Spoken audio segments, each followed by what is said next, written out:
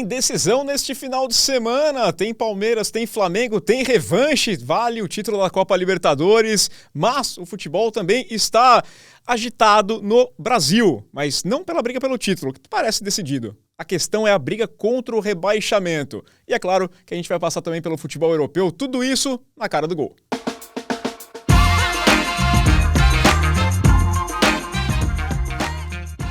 Olá, meu amigo, minha amiga, ligados aqui no canal do Gol. Estamos chegando com mais uma edição do nosso podcast Na Cara do Gol. Já pedindo para você deixar o seu like, o seu hype, se inscrever, compartilhar, deixar também a sua opinião sempre muito bem-vinda. E é claro que hoje é dia de palpite. Eu quero saber o seu palpite para a grande final da Copa Libertadores da América neste sábado às 6 da tarde no horário de Brasília. Vai ser um dos temas aqui do programa, claro, não tem como, né? E hoje eu vou até começar diferente. Eu vou começar com o nosso convidado, que é o Rian. Tudo bem, Rian? Tranquilo, Belata. Um abraço, Eduardo, também, a todos os amigos ligados e conectados aqui em mais uma edição do nosso Na Cara do Gol. Conexão. Prazer estar aqui, né? Uma conexão aqui pra gente falar aqui de Libertadores, pra falar de tudo. O Rian, inclusive, dica de moda, dica de fofoca, né? O nosso Léo Dias aqui, o Rian. Brincadeira, tudo bem, massa? Tudo bom. Vamos para mais uma final da Libertadores, que chega num momento completamente anticlimáxico dessa temporada, né? Com o Palmeiras ali afundando, o Flamengo ali titubeando. Bem estranha essa final aí. Vamos ver, né? Então, eu vou até começar com o Rian com isso, que o Massa levantou essa bola. Me passa uma sensação que esses times já foram mais dominantes. Eles têm dominado a América, mas o momento do Palmeiras é ruim. Nos últimos 5 jogos ganhou só 2 pontos, né? Foram 2 empates, perdeu 3 jogos. E o Flamengo, você não bota aquela confiança toda assim, né? Então, por mais que a gente espere um duelo equilibrado, não é pelo mesmo motivo que a gente esperava há algum tempo, né? Não, sem dúvida alguma. O Palmeiras ele tem oscilado muito, né, nessa temporada, especialmente. Me parece que todo esse investimento que foi feito, ele não se traduziu, né, em resultado e especialmente no estilo de jogo, no encaixe de jogo do Abel Ferreira, né? Me parece que ele tem tido muita dificuldade de fazer o Palmeiras jogar como ele gosta com essas peças que chegaram. Tudo bem que teve esse momento de alta com essa dupla Flaco-Roque, né? Aquela coisa, houve aquele encaixe, o casal 20, mas não durou muito tempo. Você vê que com o passar do tempo, essas jogadas mais combinadas, essa ligação direta, esse jogo mais direto do Palmeiras, ele começou a ser bem marcado pelos adversários, né? Isso vem criando mais dificuldade para o Palmeiras. Pegar esse recorte dos últimos 5 jogos, você vê que o Palmeiras foi marcar um gol agora, né, contra o Grêmio, e com um time completamente desfigurado. Não é o time que a gente está acostumado a ver, não é o time que vai entrar em campo no sábado. Então o Abel Ferreira está tendo, mais uma vez, dentro da sua trajetória, desde que ele chegou lá em 2020, que se reconstruir, de se reformular, se recriar dentro das peças que tem à sua disposição. Mas dessa vez me parece que é o momento que ele tem tido mais dificuldade, mesmo com um elenco tão estrelado, né? Se você pegar jogadores como o Felipe Anderson, por exemplo, né, está muito tempo na Europa, um jogador consolidado, e que nas mãos do Abel não tem conseguido render. O próprio Rafael, jogadores que eram unanimidade há pouco tempo atrás também caíram de ritmo. O próprio Rafael Veiga, né, o principal exemplo disso, hoje nem titular mais da equipe do Palmeiras, caiu muito de nível.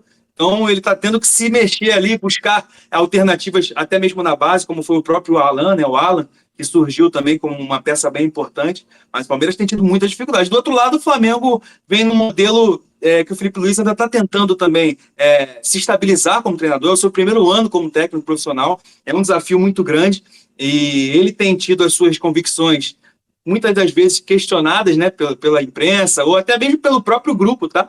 Isso é uma informação. Eu acho que ele tem tido dificuldade de gerir esse grupo, e aí muitas das vezes ele acaba perdendo um pouco o controle, e essa oscilação vem acontecendo justamente por isso. Esse encaixe de peças, ele tem tido dificuldade especialmente para mexer nas suas laterais e no meio-campo, né? O Flamengo tem sofrido muito nesse ano para ter uma válvula de escape mais construtiva. Então são 2 times que vêm realmente cambaleantes para essa final de Libertadores. Eu até brincava que esse título brasileiro vai ser vencido de forma culposa, né? Quando não há a intenção de vencer, porque ou o Flamengo, ou o Palmeiras, ou até o Cruzeiro, né, que apesar de ter poucas chances, mas está ali, né, correndo por fora, talvez fosse quem mais merecesse o título do Cruzeiro, porque o Flamengo e o Palmeiras oscilaram muito aí ao longo da temporada e vão chegar para essa prova de fogo nessa final da Libertadores. Eu vou começar até aqui, a gente vai esmiuçar um pouco mais. Teremos uma edição do Gol nas Américas para detalhar dessa final também, mas eu quero puxar aqui, começar pelo Palmeiras, porque é o mandante nesse jogo. Aliás, parabéns para a Conmebol, que se importa bastante com pessoas que têm daltonismo e vai colocar um time para jogar de vermelho e o outro de verde, né? E aí fica muito fácil para todo mundo identificar, né? Eu vou ter um trabalho daqueles para conseguir ver alguma coisa, mas o que eu ia começar a puxar é contigo, Massa. Palmeiras gastou 633 milhões em reforços para essa temporada, para esse ano de 2025. Né? Assim, foi um salto enorme com relação aos outros anos. 120 e poucos milhões, só 156, né, que deu o Vitor Roque na contratação. O Palmeiras teve um bom momento, e aí depois, quando chegou naquela época da final do Campeonato Paulista, a gente fez até programa, já fazia aqui o podcast, e questionava, porque era muito a bola no Estevão, né? Fez um Mundial que foi aquém, né? Eu acho que o Palmeiras saiu mais decepcionado do que fez no Mundial. Depois foi eliminado na Copa do Brasil pelo Corinthians, e aí parecia ter tido um pico, né? Porque muitos falavam em fim de ciclo pro Abel, o Abel foi lá, o time começou a emendar vitórias, voltou na briga pelo Brasileiro, mas passou o pico e agora parece estar numa queda mais uma vez. Muito ciclo nesse ano que agora depende desse jogo de sábado para definir se foi um bom ou um ano ruim, né? Foi um ano ruim no mercado. Isso é fato. Isso ninguém mais nega. Por quê? Nem mesmo o Abel nega isso, né? Um dos maiores contratações, por exemplo, foi o Paulinho, e tiveram que contratar mais para gerir a questão do Paulinho não jogar. E era um jogador que eles já contrataram machucado. Não é como se não soubessem. Eles sabiam que aquilo era um risco e pagaram mesmo assim muito caro para ter um jogador que decidiu um jogo de importante, que foi no Mundial, que valeu algum dinheiro para o Palmeiras, e foi a única coisa basicamente que ele fez durante toda a temporada, né? Então quando você pega teu principal reforço do início do ano, é um jogador que não vai jogar o ano todo, você já vê que foi alguma coisa mal feita. É um jogador que já chegou machucado, que todo mundo sabia que era um risco, não era um problema que foi detectado depois e que deram azar. Não, foi uma aposta que foi feita e que deu errado. Pegaram o Vitor Roque, que era um jogador que vinha de 2 temporadas sem jogar, praticamente, né? Na verdade, ele depois, quando foi emprestado pro Betis, jogou, mas jogou num nível... não jogava de verdade, né? Um nível médio, não é que... Ele conseguia jogar, mas era um nível médio, não era um jogador que fazia diferença, não era um jogador que valia o dinheiro que foi pago por ele.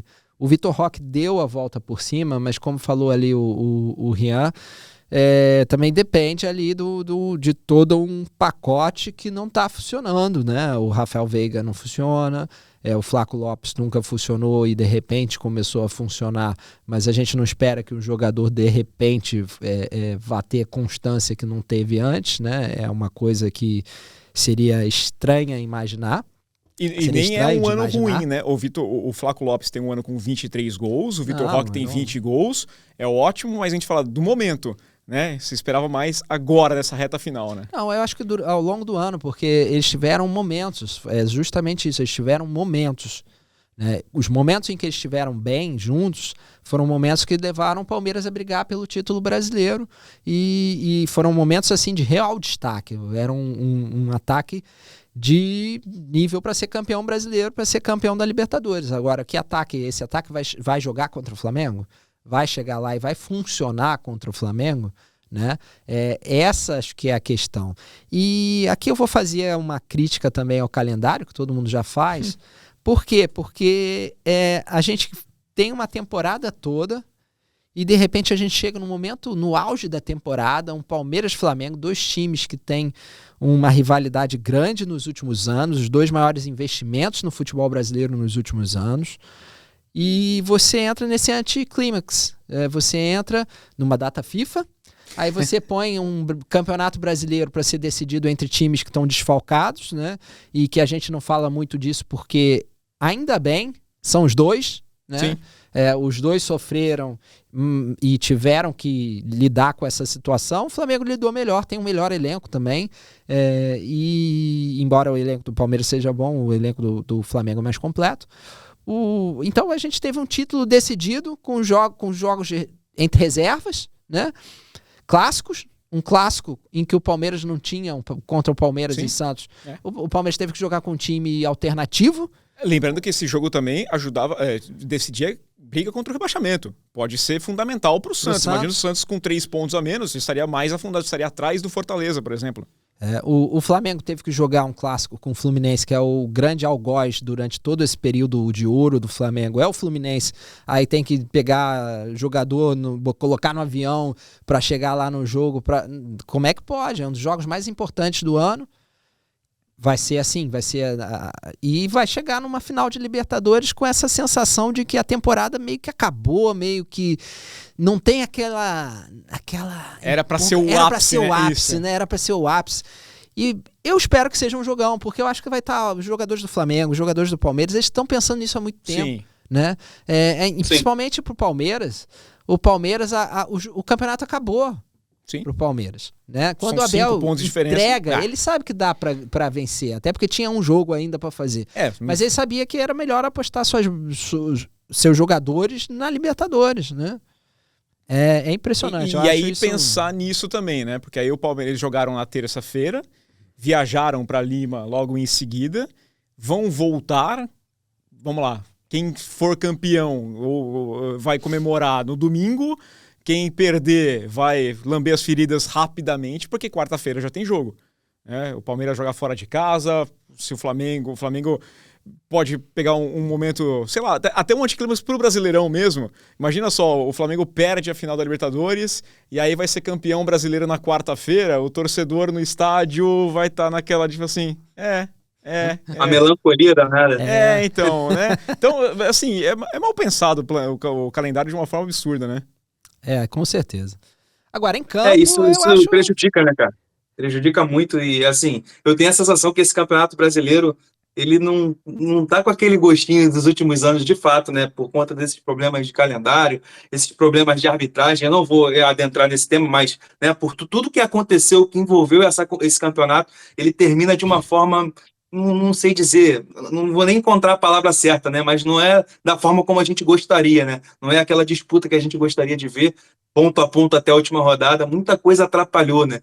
Não só Flamengo e Palmeiras, mas os demais clubes também ao longo da temporada, né? Foi um Brasileirão esquisito esse ano. Foi esquisito. Eu acho que o único torcedor ali que tá feliz ali no G7, vamos dizer assim, que tá constantemente feliz esse ano, acho que é o torcedor do Cruzeiro, e teve um início de ano tenebroso. Sim. E aí depois veio numa crescente e hoje eles chegam, né, felizes. O do Mirassol... Torcedor do Mirassol tá são soltando... poucos, né? Então, sim, mas esses poucos tem que ser poucos. ouvidos. Vamos lá, né? Agora, o torcedor do Palmeiras e do Flamengo é estranho, porque não vejo essa empolgação em nenhuma das partes. Assim. O palmeirense passou metade do ano falando em fim de ciclo do Abel, de repente tudo melhorou, agora... fim de ciclo de novo, agora fora a bruxa feia, a história da Ontem Leila. Eu escutei assim, alguém falar, se o campeonato tivesse mais 10 rodadas, o Palmeiras lutava contra o rebaixamento. Não, mas assim, o Flamengo e Palmeiras, esses dois clubes, eles construíram algo nesse passado recente, que é tão grande, tão grandioso, né? Essa espanholização que a gente, né, costuma falar que está acontecendo de fato aqui no futebol brasileiro, acostumou mal os torcedores, tá uma coisa meio, uma euforia, especialmente nas redes sociais, que é encabida, cara. Se você pega um time como o Flamengo, como o Palmeiras, Flamengo finalista da Libertadores, líder do Campeonato Brasileiro, perdeu o jogo Fluminense, o Felipe Luiz era o professor Pardal, e não existia mais nada, e acabou, e o time é pipoqueiro. E no Palmeiras a mesma coisa, cara. O Abel é o técnico mais vitorioso da história do clube. Eles estão presenciando a história. Mas não, o Abel é teimoso, enfim, só sabe entregar colete.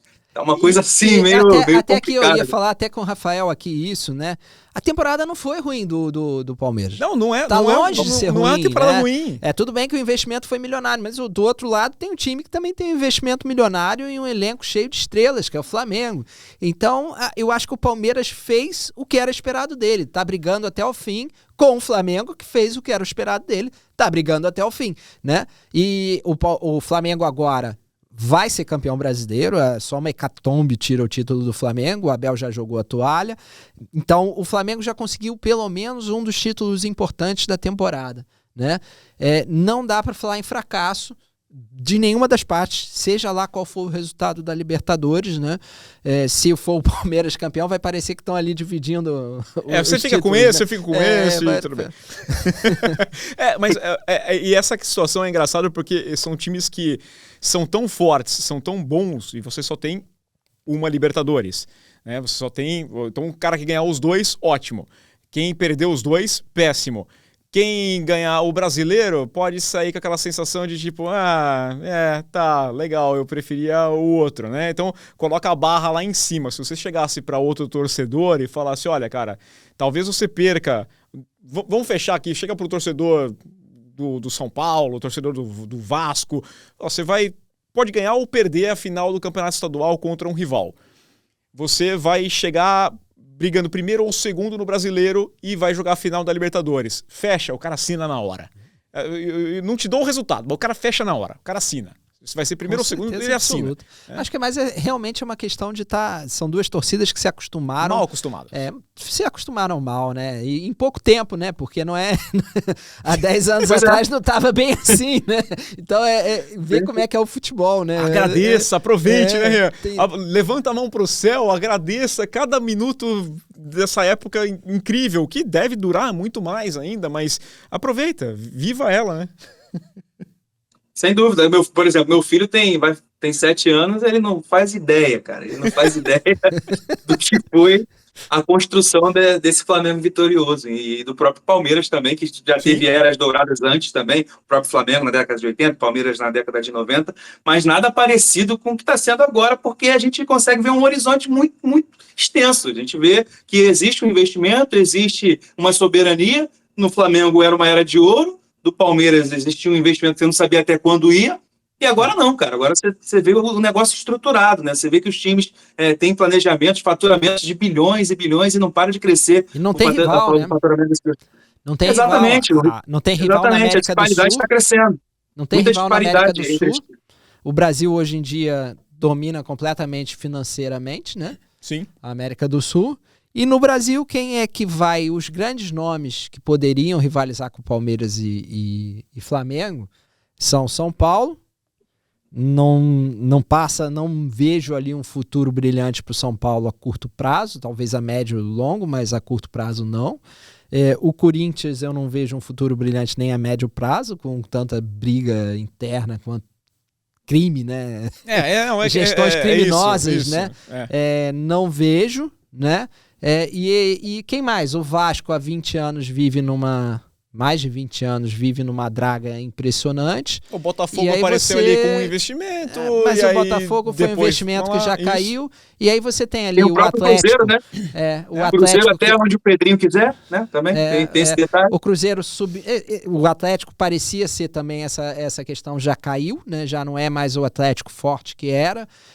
O Cruzeiro agora surge com a possibilidade, mas depois de tanto tempo em baixa, que a gente não sabe se o Cruzeiro vai conseguir se estabilizar como uma grande força. No Sul, o Inter e o Grêmio não vivem grande momento, né? O Fluminense tá ali, mas tem um poder financeiro um pouquinho menor, né? Tá ali brigando, eu acho que vai brigar de vez em quando, assim como o Botafogo, se continuasse com o investimento, mas não vai se intrometer nessa... não vai ser uma tríade ali, né? Pode ser alguém que belisca aqui uma coisa ou outra, né? Mas não tem. O Santos, nós vamos falar com o Santos hoje e não sabemos se o Santos vai para a segunda divisão ou não. De novo, né? Se começar a bater e voltar, é ruim. É complicado. Você vê hoje o Palmeiras e o Flamengo hoje, não é só pelo bom trabalho do Palmeiras e do Flamengo. É que os outros vêm de anos de crise, né? E vamos lá, precisam elevar também, né? Desses clubes todos que a gente falou, eu acho que o único que está mais ou menos estruturado hoje, mas tem um poder financeiro menor, é o Fluminense. Né? Porque o Vasco, uma briga imensa. O Santos quase Série B, né? Brigando para a Série B. O Corinthians é piada. O Corinthians... Ou seja, é complicado. Eu não vejo, pelo menos para o ano que vem, a gente sabe que no Brasil isso não quer dizer nada, né? Mas pelo menos para o ano que vem eu não vejo um time estruturado. O Cruzeiro, que está numa ascendente, eu acho que pode sim, ano que vem, lutar. Não vejo Eu assim acho como que- se intrometer. Só mesmo o Cruzeiro. Talvez só mesmo o Cruzeiro. Talvez no mata-mata, como aconteceu esse ano, o Corinthians ele possa bater de frente ali com o Palmeiras e tirar, porque aí entra muito de rivalidade e alguma inconsequência, aliás, alguma não, muita inconsequência, né?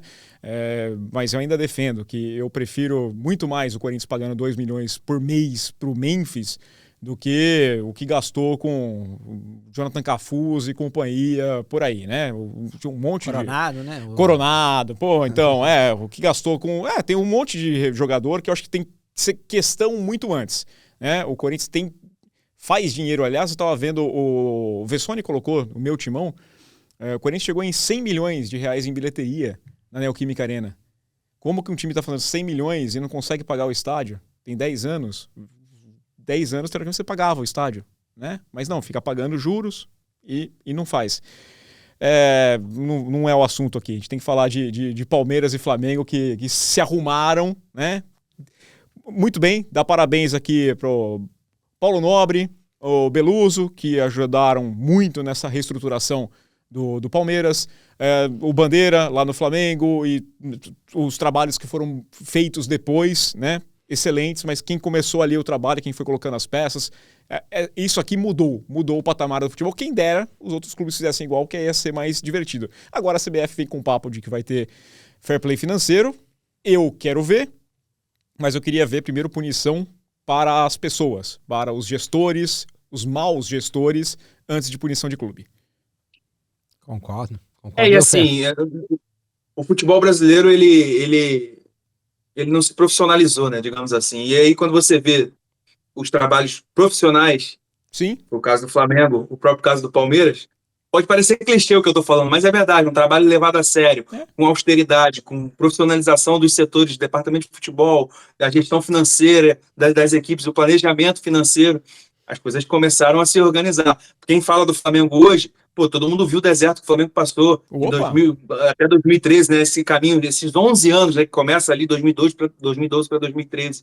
Esse período que o Flamengo passou de reestruturar. O Flamengo deixou de contratar jogador por conta de 10, 20 mil reais. Jogador importante que vinha, aconteceu com Wagner Love, aconteceu com vários jogadores que o Flamengo, não posso gastar esse dinheiro aqui, então eu prefiro que você não venha. São decisões, são opções, são escolhas que você precisa para reestruturar um clube. Aconteceu também com o Palmeiras, com o próprio Paulo Nobre. Então, assim, acho que esse trabalho precisa ser levado mais a sério. O próprio Corinthians, cara. O Corinthians tem condição de ser até maior do que o Flamengo pela estrutura, pela grandeza que tem, mas precisa profissionalizar, né? Precisa de pessoas que olhem para dentro e não que queiram só vender sonho, enfim. E aí a gente vê o que acontece. O Flamengo sabe que é uma máquina de imprimir dinheiro e usa muito bem isso. O Corinthians é uma gestão pior que a outra. E o Palmeiras teve ali a sorte do Paulo Nobre, que foi um profissional, e claro, também fez empréstimos de pai para filho ali, né? Empréstimo com juros baixíssimos, ajudou, mas ajudou. Que bom, um clube que consegue. A maioria dos clubes o pessoal faz o contrário, né? E aí eu vou parar por aqui para não ser processado, não acusei ninguém, tá? Teoricamente alguém faz isso, mas quero palpite. Massa, eu quero o seu palpite para a final da Libertadores. Olha, o Palmeiras não costuma ir bem contra o Flamengo. O Palmeiras não vem numa série boa e o Flamengo tem o melhor time. Eu vou de Flamengo. Se eu fosse dar um palpite, era Flamengo. Quero o placar. A única coisa que eu acho que o Palmeiras tem a vantagem é que ninguém acredita no Palmeiras. E eu acho que muito dessa fase do Palmeiras atual tem a ver com data FIFA, desfalques e desmotivação. Né? Uma bola de neve. O que não vai acontecer contra o Flamengo. O Palmeiras vai entrar motivado. É o jogo do ano, né? Eu ia dizer que o Palmeiras dificilmente vai fazer um jogo ruim, né, contra o Flamengo. Eu postaria aí 1-0 Flamengo. 1-0 Flamengo. Tempo normal ou prorrogação? Boa questão. Prorrogação, o torcedor do Flamengo falar não, de novo não. Prorrogação com gol de Andrés? Com Andrés ou sem Andrés? Gol contra do Andrés? Não. É pra devolver, pô. Agora aí fica empatado, vira a ídolo das duas torcidas e pronto. Não. Eu acho que vai ser no tempo normal. Tempo normal. E você, Rian, qual que é o seu palpite? Cara, eu acho que a gente vai ter mais gol aí. Vai ter mais gol nessa final. Eu imagino um 2-1 pro Flamengo. 2-1 pro Flamengo na prorrogação. 1-1 no tempo normal. E a prorrogação ali no apagar das luzes ali com emoção. Mas aí o Andrés Acho que o pode Flamengo vai falar dar esse troco no Palmeiras. se ele errasse, ele fala assim, ó, vai contar pros netinhos, ó, o vovô jogou no Palmeiras e jogou no Flamengo. E o vovô é ídolo de Libertadores dos dois times. Pronto, e acabou, e fica por aí, né? Tem uma Libertadores para cada um deles. Tudo bem, Mas que assim, no momento é o oposto. como trouxe o Massa, né? Não vai ser fácil, não. Acho que vai ser um jogo muito igual. De fato, o Flamengo tem uma vantagem aí, até nesse passado recente de vitórias aí, grandioso dos dois.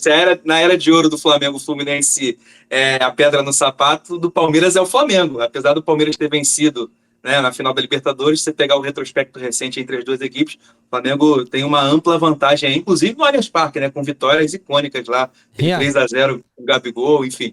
O Flamengo tem uma vantagem e pode utilizar isso, mas o Palmeiras é um time muito forte. O que acontece com o Palmeiras é que o Palmeiras não vai bem nos jogos grandes em geral, né? Contra os clubes do mesmo patamar. O Palmeiras tem um estilo de jogo que não perde pontos para quem é inferior. É um time que domina quem é inferior, o que o Flamengo do Felipe Luiz às vezes peca, né? O Flamengo do Felipe Luiz às vezes escorrega em jogos que não deveria escorregar. O Palmeiras não falha normalmente, né, nessas últimas rodadas tem falhado contra todos, né, mas não falha normalmente contra as equipes que são inferiores teoricamente. Ela falha nos jogos que são contra os equipes grandes, do mesmo patamar, contra os grandes mesmo, né, contra os times que o estão G6, em boa fase. o aproveitamento do G6 dele foi não ruim, os times grandes. E então o aproveitamento deles tem sido muito ruim, né, nesses jogos grandes, não só contra o Flamengo. Por isso, minha aposta no Flamengo, tá? Não vem por acaso, né? Vem por causa disso. Agora, o que eu acho que pode funcionar é o Flaco Lopes novamente, né? Flaco Roque funcionar novamente, aí o Flamengo pode ter algum problema ali, né? Eu tive um sonho recentemente que a final tinha terminado no tempo normal em 1-1 e não tinha ido para os pênaltis, tinha sido 3-2 o jogo. Aí eu falei, pô, uma prorrogação com 3 gols seria um espetáculo, né? Pra matar todo mundo do coração. Pra quem? Sensacional. Mas aí que tá o ponto. Né? Primeiro que eu não sonhei quem que era. Falei, não, terminou 3-2. Eu falei, caramba, era como se eu não tivesse visto. E é claro que eu vou assistir essa final. Mas o detalhe é que eu acho muito pouco provável que numa prorrogação saia tantos gols. Né? O futebol, ainda mais final única, é tão travadinho, cada vez mais. Afinal, jogam dois times tão covardes. Geralmente é tão covarde. Ainda vai chegando o finalzinho do jogo, nossa, aí vira uma covardia completa ali. Todo mundo vai se travando e não, vamos para os pênaltis, porque aí nos pênaltis aí entra o papo que perdão, foi loteria, é só eu bater o meu, se o outro errar, azar o dele, né? Cada um o livro dele. Por esse pensamento, por esse estilo de jogo, eu vou ficar com uma vitória do Palmeiras. Eu não sonhei quem ganhava, tá? Mas eu vou ficar com uma vitória do Palmeiras. Pelo placar de 3-2. Então 2-1 aqui. 2-1. Agora, será que, por exemplo, eu tenho um lado que também eu acho que pode pesar a favor do Palmeiras, que é o próprio Campeonato Brasileiro. O time, em teoria, já entregou a toalha, né? Como trouxe o Abel Ferreira. Não concordo com as falas dele. Principalmente as últimas também foram terríveis. Eu acho que ele foi muito mal quando ele atribui todo o insucesso do seu time à arbitragem. Mas, enfim, acho que o Palmeiras, essa é a estratégia do Abel, né? Todo mundo sabe que ele é meio arisco ali, né? Então ele preparou esse terreno para o time ir leve para a decisão da Libertadores, né? Vamos deixar o que ficou para trás, né? E o Flamengo tem essa pressão de, além de ter perdido para o Palmeiras em 2021, tem essa pressão, e o Felipe Luiz também estava, tem muita gente aí também estava nesse elenco, né? O próprio Arrascaeta, o Bruno Henrique, enfim. Tem essa pressão dessa revanche, digamos assim, né? Da final única e tal, mas a pressão do Flamengo já ter um título encaminhado, mas que se perder a Libertadores pode sair do rumo ali. Eu não imagino por exemplo, o Flamengo perdendo para o Palmeiras sábado. Como é que esse time não vai entrar em campo para jogar com o Ceará, cara? E o Ceará é um time arisco, não é um time fácil de ser batido. Muito diferente do que todo mundo pensa. O Ceará é um time muito forte, fora de casa, venceu o Corinthians também recentemente na Neoquímica Arena. É um time que sabe se defender muito bem, e se o Flamengo não entrar concentrado para esse jogo, pode de repente também depois deixar escapar de Campeonato Brasileiro. Então há uma pressão, né? Uma pressão maior para o Flamengo do que para o Palmeiras, eu imagino. Eu só tenho uma coisa aqui, a gente está fazendo nossas apostas aqui, né? Mas eu não seguiria nenhuma das três aqui, né? Eu veria lá em quem o Bruno Henrique está apostando, né? Esse é um jogador de jogo grande, ele decide, já decidiu muito jogo grande aí. Deixar com ele é com ele mesmo. O que eu ia falar o Flamengo ainda tem depois que ir lá pro Maião, né? Joga contra o Mirassol. Sim. Tem sido um inferno pra time grande, imagina só. Torcida do Mirassol lá, o pessoal fala, tem a chance de complicar. Já buscou um empate no Maracanã. O que eu acho interessante até é que o Rian estava falando, já entra com essa pressão de ter perdido no primeiro. Vou falar por experiência própria. Eu vivi 2 pesadelos com o Palmeiras em anos consecutivos. Eu falei, não, perdeu o primeiro agora, pessoal, não, agora não vai acontecer. E foi de novo. Então, vou falar para você, depois se vocês precisarem, torcedor do Flamengo que quiser alguma coisa, eu tenho alguns conselhos para a gente passar por cima, se acontecer alguma coisa, que na minha previsão é a vitória do Palmeiras. É isso aí. Vamos falar de brasileiro só, porque eu quero falar de... O título brasileiro está mais ou menos decidido, acho que é um gancho perfeito que passou até, o que vai decidir. Acho pouco provável, mesmo que o Flamengo perca a final da Libertadores, que acabe não sendo campeão. A diferença é de 5 pontos, precisa de 2 empates para ser campeão. Uma vitória já dá o título para a equipe do Flamengo, faltando 2 rodadas. Mas a briga contra o rebaixamento está bem quente, porque nós temos, com a vitória do Fortaleza contra o Red Bull Bragantino, Fortaleza é o 18º com 37 pontos, o Santos é o 17º com 38, Vitória tem 39, Inter tem 41, Vasco e Ceará aparecem com 42. Eu acho que a briga está entre esses times aqui. E aí a gente está falando de 6 times contra 2 vagas.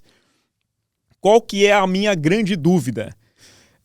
Em primeiro lugar, o Santos, como é que fica? Porque agora é dúvida o Neymar. O pai do Neymar tá bravo. Aliás, um grande abraço para o Zé Edgar de Matos, que achou aí, que não era para ter falado da lesão, que defende que o Neymar tem que jogar mesmo sentindo uma dor, que dá para jogar. Então é a dúvida contra o Sport. Talvez não tenha acabado o ano do Neymar, mas o Neymar, desde o fim da Copa do Mundo de 2022, fez 45 jogos. São 3 anos. 45 jogos. Uma média de 15 jogos por ano, quase um jogo por mês. Tá bom. Tá o suficiente aqui, acho que é bom pra gente falar. E o Santos com o Neymar, sem Neymar, também não sei qual que vai ser melhor.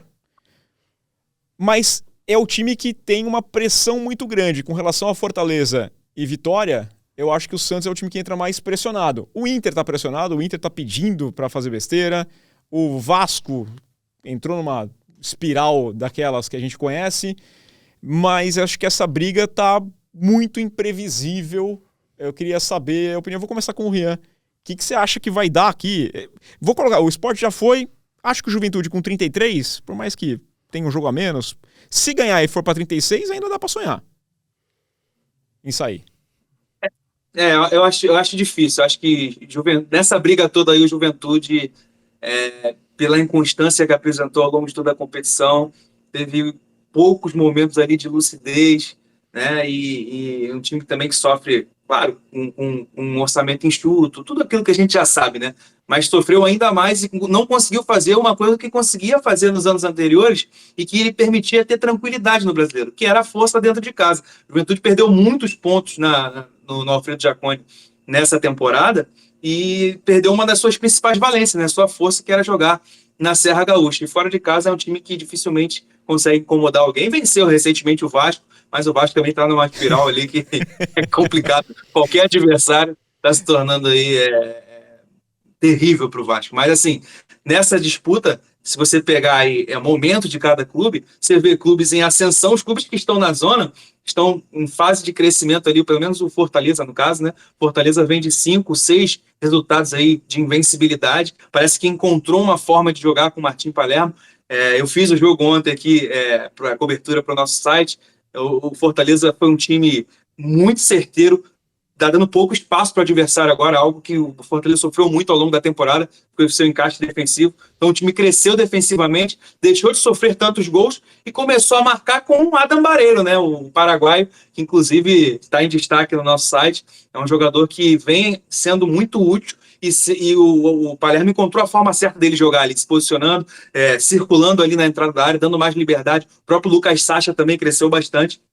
Então o Fortaleza está num momento de crescimento e pode sim, por que não, sonhar com essa permanência, e o Vitória também, tá? O Vitória, desde a chegada do Jair Ventura, vem conquistando grandes resultados. Aquele empate com o Palmeiras no Allianz Parque foi um grandíssimo resultado, um grandioso resultado para um time que vem conseguindo ali conquistar pontos muito importantes no momento mais importante da temporada, né? Então, eu imagino que o Fortaleza e o Vitória, né, os nordestinos nessa briga aí estão em fase de crescimento, buscando, claro que ainda faltam 3 rodadas, mas se a galera que está mais em cima ali do nosso eixo não tomar cuidado, Vasco, Santos, podem ficar pelo caminho para essa dupla aí que está em grande crescimento na temporada.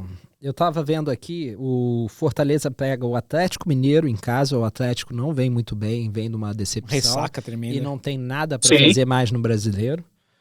Pega o Corinthians, que não ganha de ninguém fora de casa, e o jogo é lá, no Ceará também, lá em Fortaleza. Não, Fortaleza.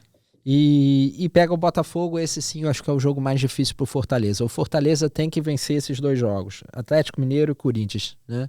Esses jogos, esses 2 próximos jogos em casa, com torcida, eu acho que vão ser fundamentais.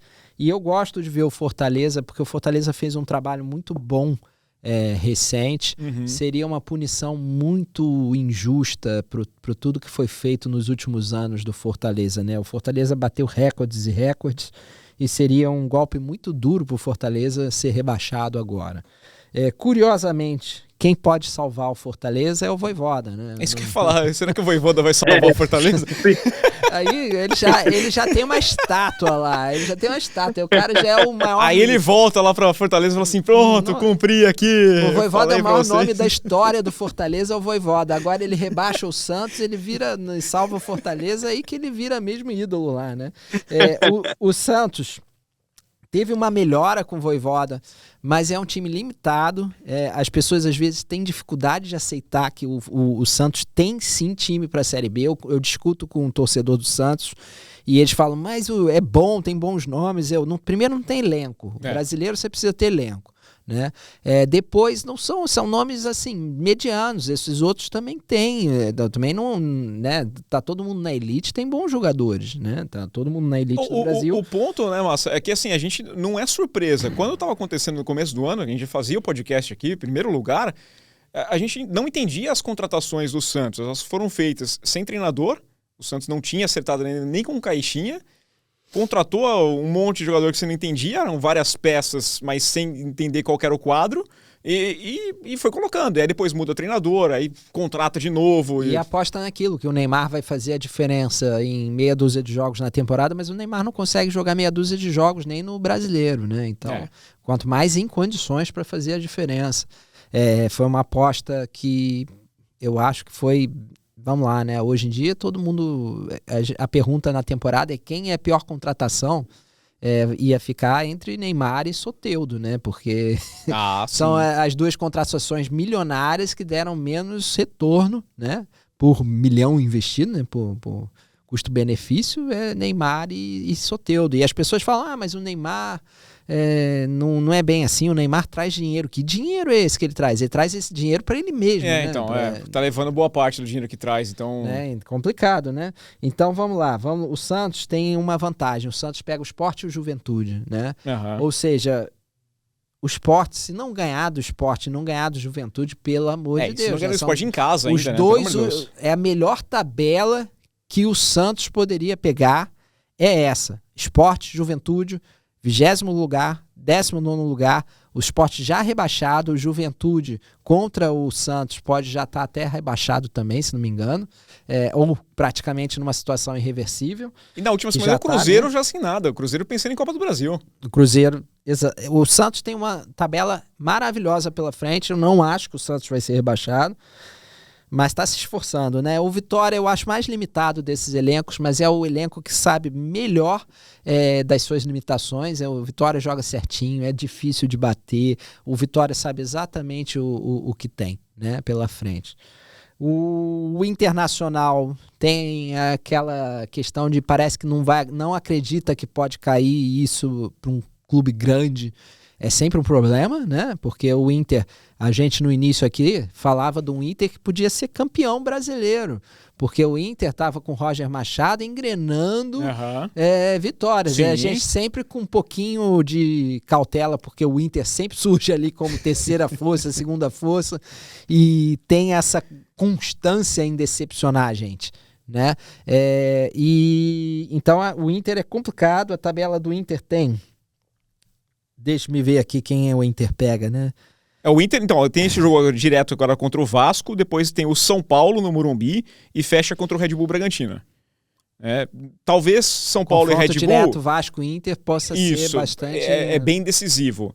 Talvez, por ser em São Januário, já é fica um pouco mais complicado, porque São Paulo e Red Bull Bragantino possivelmente já não vão estar fazendo mais nada. E não sei se o São Paulo vai ter jogador o suficiente, se não vai ter mais lesões, se não vai estar todo mundo machucado, vai ter que colocar o Dr. Sanches para jogar. A lista de lesões do São Paulo é assustadora. Você entra lá no site, entra lá na lista de lesões do site, tá? Que você consegue ver isso em Gol. E vai lá, é assustador. E o melhor de tudo é que eu vi um meme que é mais ou menos isso, né? Você vê lá, lista de lesões dos rivais. Então problema muscular, pancada na coxa, um edema. Aí você vê no São Paulo, o cara teve um desmaio, teve uma falha no coração, ou teve um infarto, o cara perdeu a perna. Quebrou a costela. Perdeu a perna com um trator. É coisa simples, é coisa tranquila. Assim, é impressionante. Não, é um azar. Eu acho que eu nunca vi um time ter tanto azar numa temporada. O Arsenal já foi assim. O Arsenal já foi assim. Rapaz, era todo dia aquele CT tava cheio, todo mundo adorava o departamento. O São Paulo, aliás, é de longa data já que o departamento médico, a gente fala que deve ter uma bolachinha muito boa lá. Esse ano é muito azar, porque são lesões que não são lesões musculares, não é lesão de tratamento ruim ou mal feito, é lesão que... Tem também essas. Mas essas tem aí todos, né? No caso do São Paulo são muitas, né? De tudo que é tipo, né? E assim, entra até no ponto que parece piada, parece meme, é o caso do Oscar, né? O Oscar tem uma lesão, ele fratura a costela, aí ele volta, aí ele se machuca, tem uma lesão muscular, aí ele volta, aí tem um problema cardíaco. Que... Né? Não faz sentido.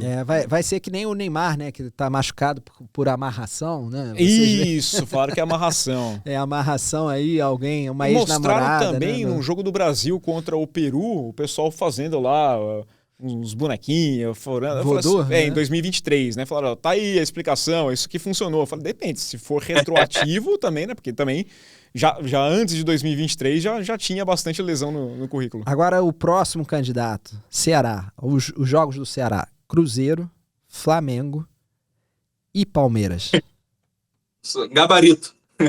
É fácil. Gabarito da briga pelo título. Não é fácil. A missão mais difícil seria do Ceará, sem dúvida. O Ceará tem a vantagem de ter 42, dois em casa, né? Dois estão em casa, né? Sim. E precisa vencer um, Palmeiras né? E o próximo, acho assim, né? Teoricamente vencer um. O bom do Ceará é que ele fez ali uma gordurinha em relação aos outros, mas o calendário do Ceará é impressionante, né? Terrível. E jogando agora contra o Cruzeiro ainda tá sonhando, né? Então o Cruzeiro, eu acho que vai ser um adversário muito complicado já nessa rodada, mas depois... contra o... Até pode ajudar o Vitória também, né? Contra o Palmeiras. Aliás, esse jogo já foi, né? O que acontece aqui do Vasco, do Ceará. Porque o que vier depois, encarar o Palmeiras na última rodada, tanto faz, né? Palmeiras já sem título, sem chance de título. Na última rodada, o Ceará pode considerar. Ou o Palmeiras vai estar pensando no Mundial, ou o Palmeiras vai estar... sem motivação nenhuma e discutindo o que vem lá pela frente. Não acho que vai ser um problema. Um jogo, eu acho que dá pra vencer. Não sei. Eu acho que apesar dessa dificuldade, eu acho que o Ceará chega a 45 pontos também. Acho que ele consegue, pelo menos... Então será o Vasco? Somar. O Vasco tem... Pois é, então. O Vasco tem o Inter agora, que pode acabar com tudo, né? Isso aí eu lembro em 2007, o Corinthians enfrentando o Vasco no Pacaembu, e era só ganhar do Vasco e acabava.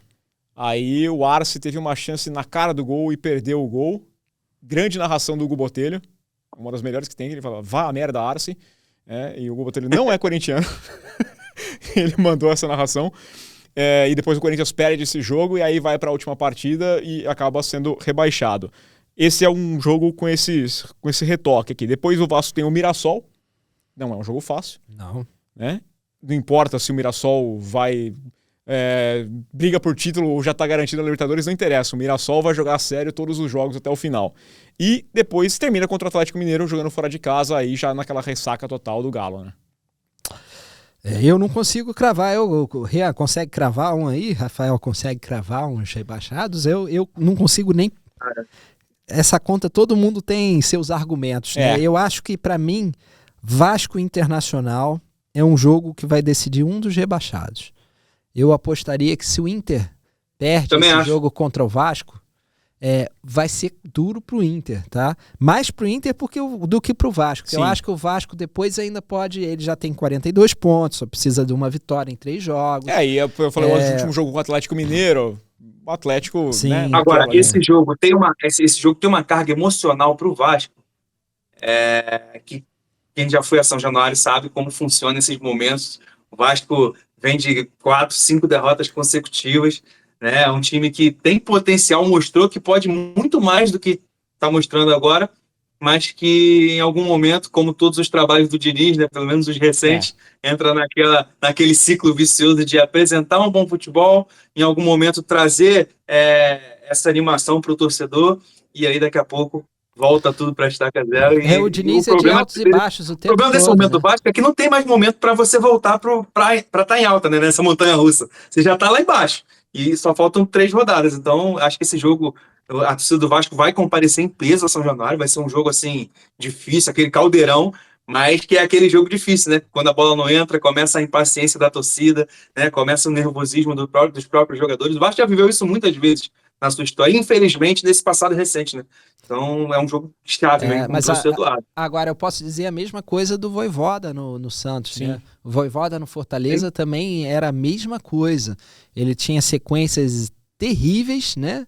E depois sequências muito boas. O Diniz é muito assim, né? Ele faz, nos seus melhores momentos, o time parece que pode ganhar de qualquer um, e nos piores momentos parece que tudo dá errado. Tudo dá errado. É um técnico que tem dificuldade, que é a dificuldade que o Abel Ferreira não tem no Palmeiras, de quê? De adaptar o time quando as coisas estão mal. Né? É um técnico que morre muito com as convicções dele, não só de estilo de jogo, eu acho que menos de estilo de jogo e mais até de escalação, de proposta para jogar contra certas equipes, né?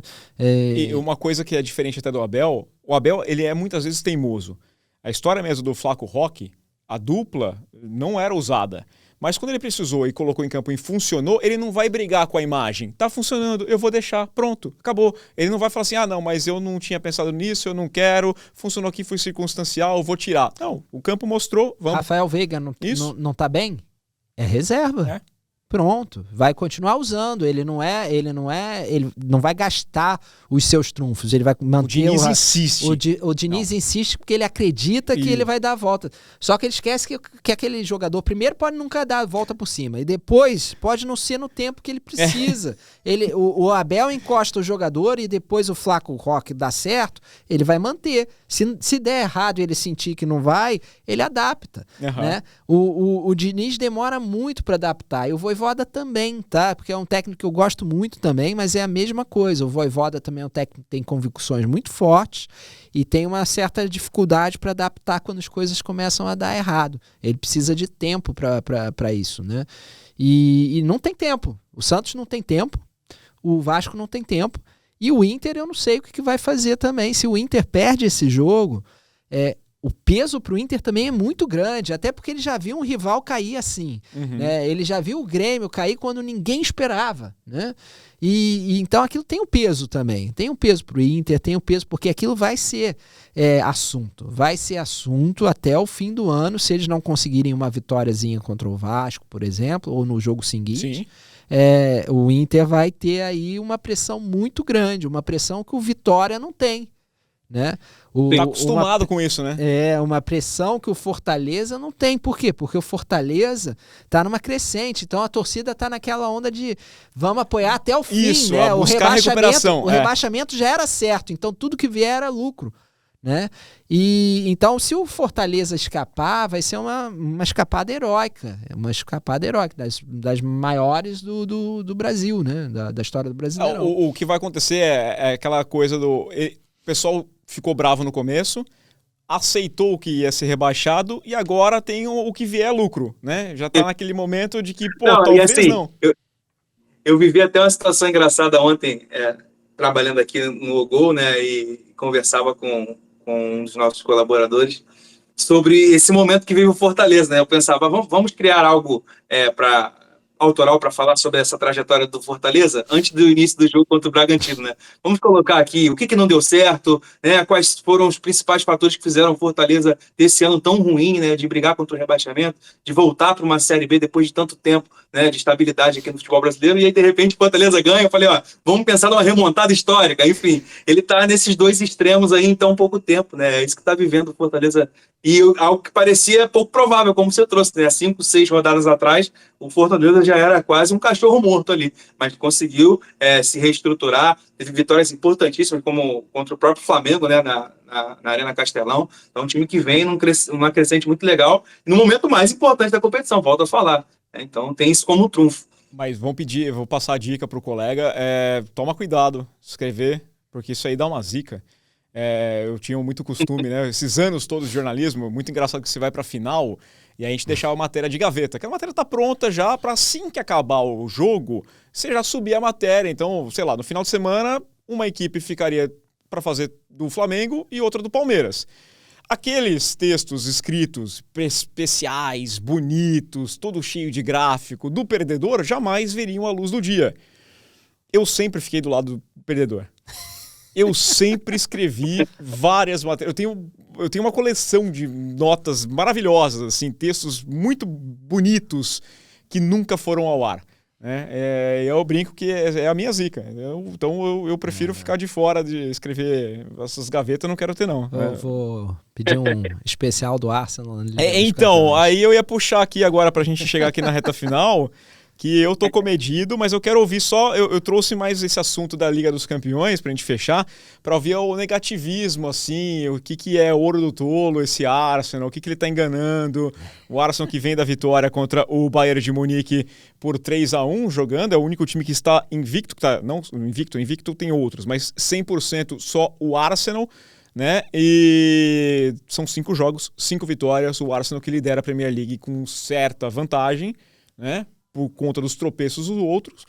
E eu tava vendo agora aqui até entrevistas lá no Bayern, o pessoal do Bayern falando assim, não, o PSG foi o adversário mais difícil que a gente jogou. O Arsenal é outra coisa, que ali era muito mais de administração de jogo. O Arsenal aposta na bola longa. Eu falei, se for chorar, manda em áudio. Não, pro Arsenal essa é aquela vitória que dá moral, né? Porque contra o Bayern, é um Bayern que tá passando rodo em todo mundo também, né? O Bayern é provavelmente o time mais eu tava conformado com a derrota desse jogo. Não, conformado não. Não, eu falei assim, eu acho que se o Arsenal perder... eu falei, não é um problema. Não, pelo amor de Deus, o Arsenal também não é assim, não, né? O mas Arsenal é o líder da Premier League. Não tô falando... Não, mas nessa temporada... Não tô falando que eu tinha... pro Bayern de Munique, não, eu não tô falando que eu tinha certeza que ia perder.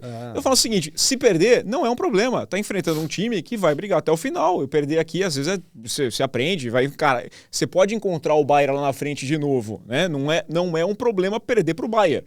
O problema é perder pro Pafos. O problema é tomar 4 gols do PSV jogando em casa. Isso é problema. Se perdesse pro Bayern em casa, ok. É um resultado normal. Sim, é normal. E o Arsenal... Enfim, o Arsenal acho que aqui mostra que é realmente postulante a algo mais, né? Porque, vamos lá, quem acredita no Arsenal? É difícil. Já passamos por esse ponto, depois eu faço montagens, né? Mas assim, é que eu deixo falar o clubismo, né? Eu libero um pouquinho. Mas o que eu tenho gostado bastante, eu queria ver com o Rian, até conversando com o Daniel, né? Nosso colega que participou já aqui algumas edições do programa junto, o que me passa um pouquinho mais de segurança, porque eu tenho o pé atrás com o Arsenal, porque o Arsenal, ele me faz ter expectativa para depois me frustrar. Ele não vai conseguir me frustrar se eu não tiver expectativa. Então ele nunca vai fazer um ano do começo ao fim ruim. Ele vai me dar esperança em algum momento para depois falar, você acreditou? Toma aí, trouxa. Esse é o Arsenal que eu conheço. Mas esse ano eu sinto que ele tem um pouco mais de elenco. Ele tem um grupo muito forte. Então, machucou o Gabriel, entrou o Hincapié, entrou o Mosquera, joga bem. Dá certo, tem uma segurança com o Timber, entra o Lewis Kelly, virou reserva e entra muito bem, entra o Calafiore. Segundo tempo, bota o Gabriel Magalhães, ele vai lá, o Gabriel Guimarães, né, o Gabriel Martinelli, ele vai lá e ele faz gol. Então, é esse que eu tô sentindo um pouquinho mais. Parece que tem um grupo mais bem construído.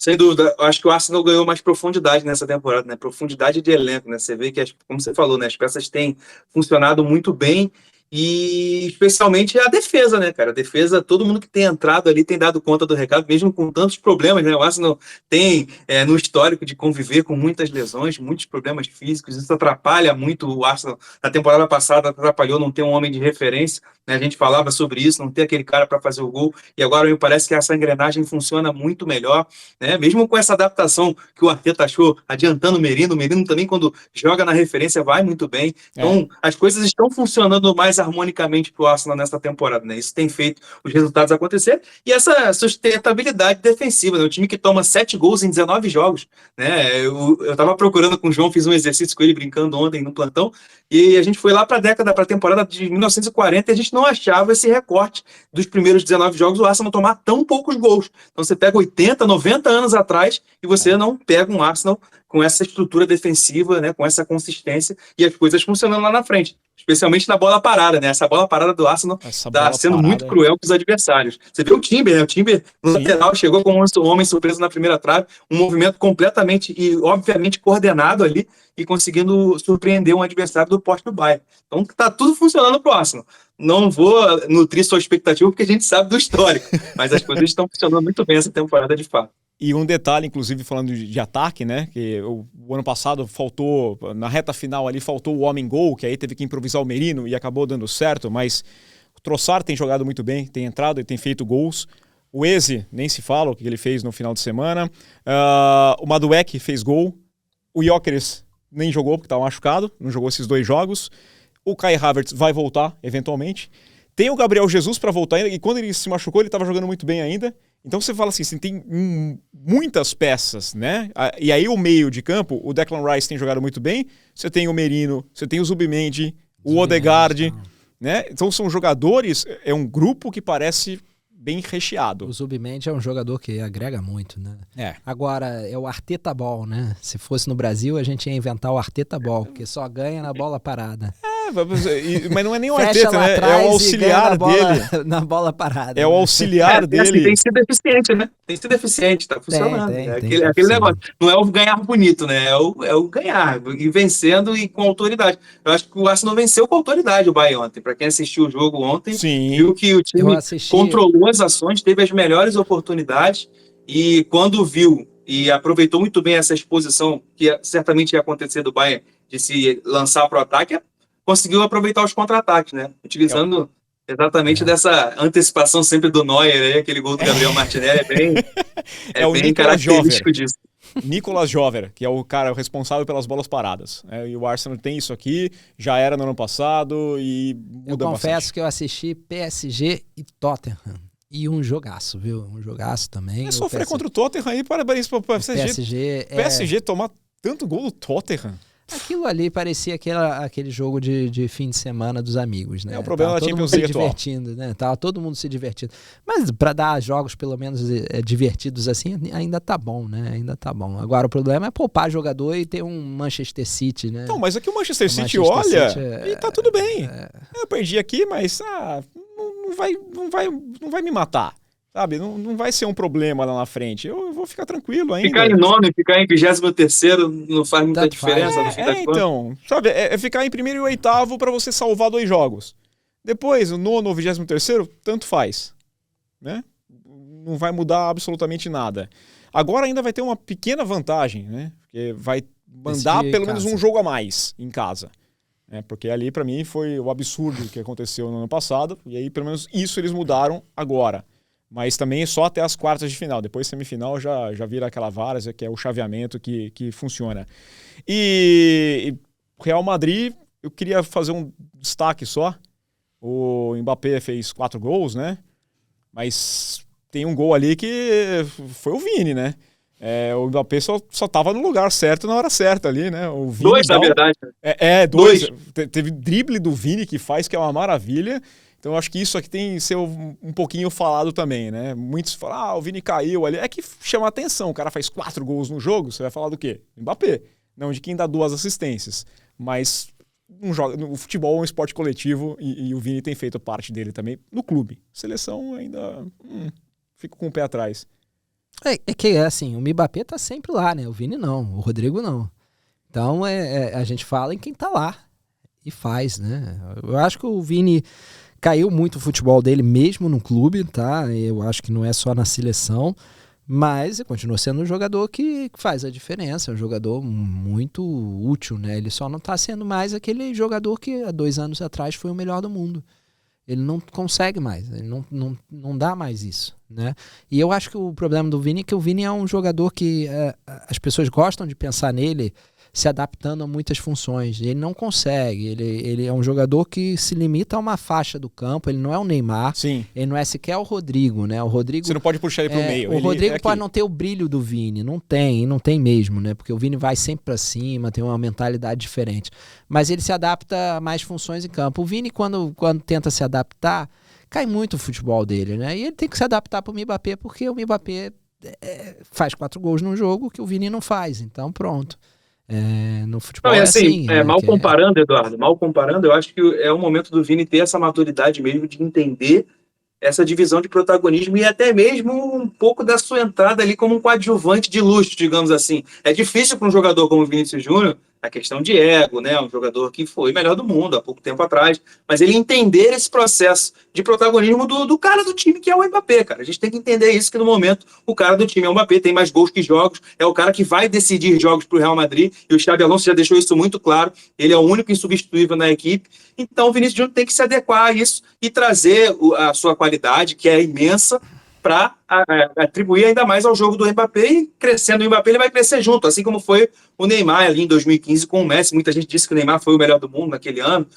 Existe essa discussão porque jogou muita bola, mas ele entendeu que ele era o coadjuvante ali. Depois ele não entendeu muito, saiu, fez o protagonista, mas naquele momento ali ele entendeu que ele o papel dele no time, coadjuvante, né? Ali. Por isso o Barcelona funcionou tanto. É o momento atual do Vini Júnior, acho que é esse. Ele tá percebendo que ele vai ser sempre um coadjuvante no Real Madrid do Mbappé. Por quê? Porque eles jogam mais ou menos na mesma faixa. São jogadores de um estilo semelhante, não é igual, mas semelhante. São jogadores que cortam da esquerda para dentro e com muito físico. Só que o físico do Mbappé é uma monstruosidade, né? O Mbappé é um monstro fisicamente.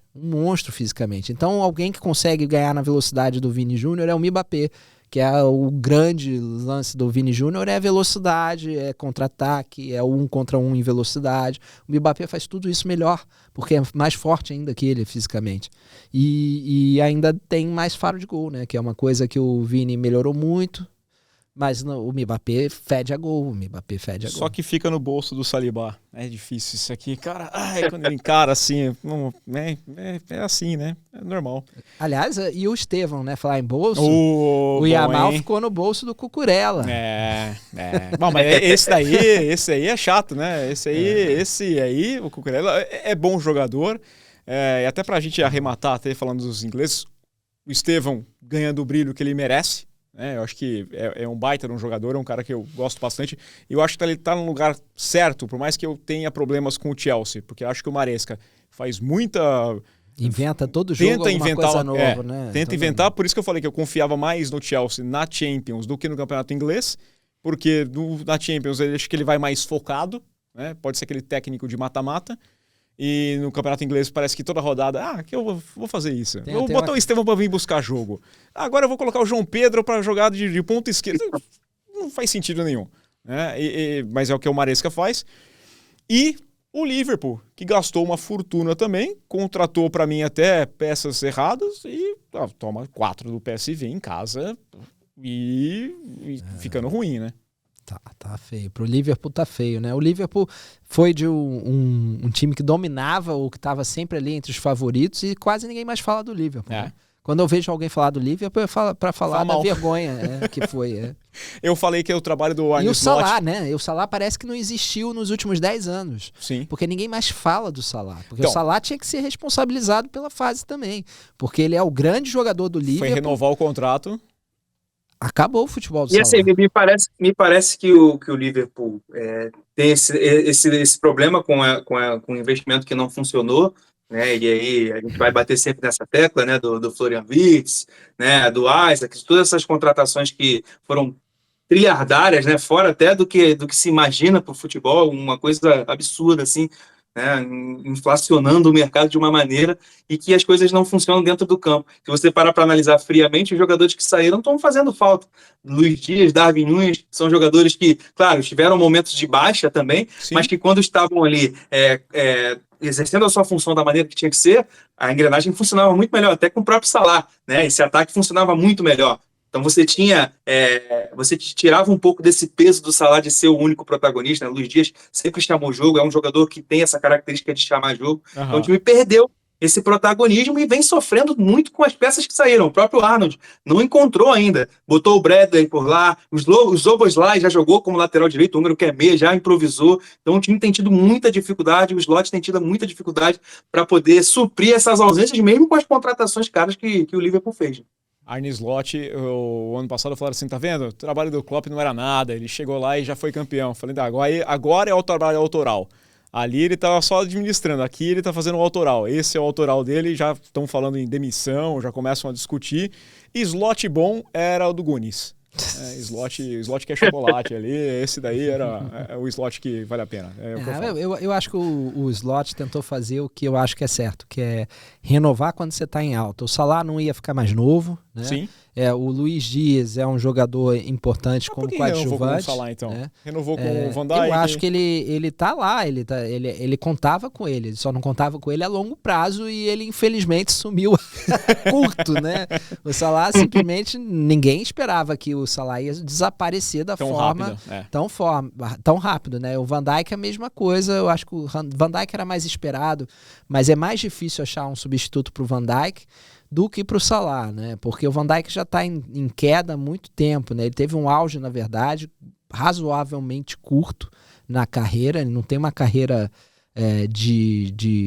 do tamanho dele, né? Uhum. O Van Dijk, quando você pega ele com 27 anos, ele não tava no nível competitivo mais baixo, de repente ele ganha o salto para o Liverpool, corresponde, brilha a ponto das pessoas lembrarem do Van Dijk como um dos grandes zagueiros da sua geração, mas o brilho dele é curto, ele depois tem lesão, tem problema com ritmo de jogo, o auge do Van Dijk que existiu é aquele Van Dijk que ficou na memória das pessoas, ele já não existe há tempos, né? Ele continua sendo uma peça importante, mas ele não existe há tempos, aquele que domina e que faz a diferença e que não é driblado. O impenetrável, o indriblável, esse não tem mais, né? O imbrochável, né? O imbrochável Van Dijk, ainda tem. A questão é que todos os zagueiros bons estão no Arsenal, esse que é o ponto, por isso que não tem como, o Liverpool não vai conseguir encontrar, porque o Arsenal foi-se o tempo em que o Arsenal vendia todos os seus bons jogadores para os rivais, né? Foi-se o tempo. Tomara, não, e tem esse contraponto muito interessante, né? Se por um lado o Arsenal tem a melhor defesa, o melhor início defensivo aí do último século, o Liverpool nos últimos 3 jogos tomou 3 goleadas, cara. Uma parada que não acontecia aí desde a década de 50. Eu tive o cuidado de apurar, ou seja, são 90 anos que o Arsenal não perdia por 3 ou mais gols de diferenças em 3 jogos consecutivos. Né? O Arsenal perdia, o Liverpool que não. O Arsenal até que perdia. Não perdia, pois é. E aí fica essa frustração pro torcedor dos Reds aí que... E eu não vejo espaço para melhora num curto prazo, tá? Eu vejo esse barco afundando cada vez mais e aí eu não sei o que vai acontecer com esse trabalho do Slot, se ele vai conseguir se reinventar, mas a missão não é fácil, até porque ele nem tem cancha para isso, né? Não tem peso para isso no Slot para aguentar uma pressão dessa. Então, a ver o que vai acontecer nos próximos jogos. De forma totalmente imparcial, vou enxugar minhas lágrimas aqui. pelo Liverpool. E vamos encerrar o programa aqui. Ian, muito obrigado pela sua participação mais uma vez. Tamo junto, cara. Obrigado aí, eu que agradeço. Prazer sempre estar com vocês. Hoje sem fofoca, mas prometo que na próxima eu trago aí uma Isso, quentinha na próxima a gente faz uma ideia. Que aqui hoje Vinícius Júnior sossegou, a galera tá mais devagar agora. O pessoal tá no extracampo, tá mais devagar. Reta final, né? Decisão, aí o pessoal dá uma acalmada. Massa, aquele abraço, até a próxima. Um abraço, até a próxima. Pessoal, espero que vocês tenham gostado. Deixem aí o seu comentário, deixem o seu palpite. Venha cobrar a gente aí. Sábado à noite. Ah, você não falou que ia ganhar? Só eu fui no Palmeiras, hein? Vocês estão vendo, tá? E não vem cobrar quando o seu Arsenal bobear, não, porque vocês estão, né? Eu tô sentindo. Deixa o seu like, o seu hype. E aquele abraço. Até a próxima.